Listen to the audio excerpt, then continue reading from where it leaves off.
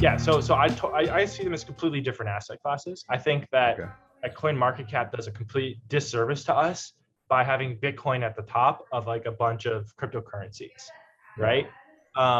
Because really Bitcoin is trying to be money, right? And you have Ethereum here. Ethereum is trying to replace AWS. Ethereum is AWS, Bitcoin is money. Why do you benchmark AWS against the dollar? It doesn't make sense, right? Dollar market cap is this, AWS market cap is that. When is AWS going to, move past the dollar market cap? This is the conversation that people are having today, and it makes absolutely no sense. And I think that a big part of that is how, people look at these services like CoinMarketCap. When really, you've got money, which is Bitcoin versus dollar, pound, maybe, gold, treasury bonds. Then you have the AWS competitors. So you got like Ethereum, BSC, Cardano, whatever. Then you have, all the stocks that are, skipping that are able to skirt SEC regulations. And then you have the memes, right? And then stable coins. I wholeheartedly believe in Bitcoin. I see how censorship resistance truly, adds value in the circumstance of money. I'm willing to believe that there could be other applications of censorship resistance outside of money. But I haven't been overly impressed by what else is out there. But at the end of the day, I think like, what is the main innovation that Bitcoin brought to this world? And it's digitally enforced censorship resistance. And I believe that it's possible to, move that benefit into other places.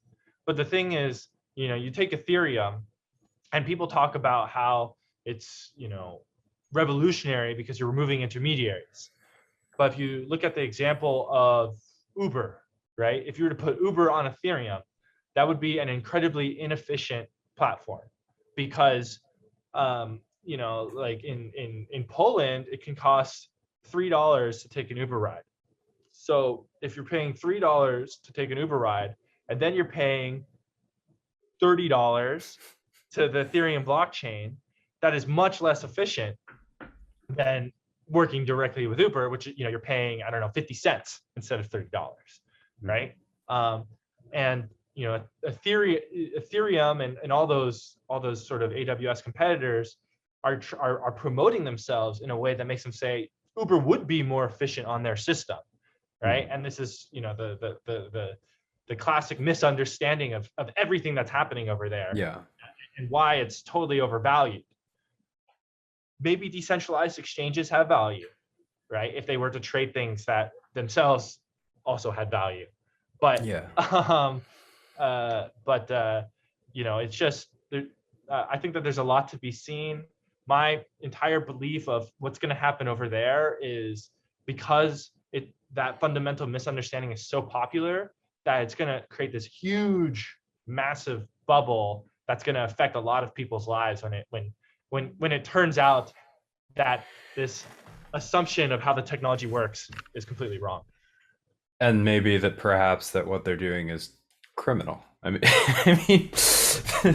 not to put words in your mouth, but AWS is an interesting comparison for them because they're riding in on the coattails of Bitcoin as if they had a chance to offer like property rights to people, like ungovernable, unconfiscatable property rights, and that's just not the case. That's how I kind of differentiate the asset classes, right?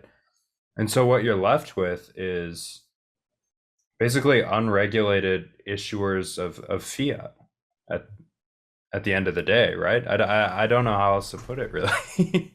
Well, the thing, at least when I think about Ethereum specifically, is that if you look at Bitcoin, it makes sense that they have a limited supply. But if you look at Ethereum, it actually makes sense to have an unlimited supply because, if you look at what they're trying to do, they're trying to just be a decentralized AWS, and you need an infinite amount of, ability to do transactions for that to be valuable. If, you had a limited supply, eventually you're going to just not, you're not going to be able to be the world's, supercomputer, right? So they're going to have an infinite supply. It's just what's going to make sense, and because that's what makes sense for their vision. So then comparing Ethereum to Bitcoin, continually doesn't make sense because Bitcoin is designed in a way where you need to have a limited supply, and Ethereum is designed in a way where you need to have an unlimited supply.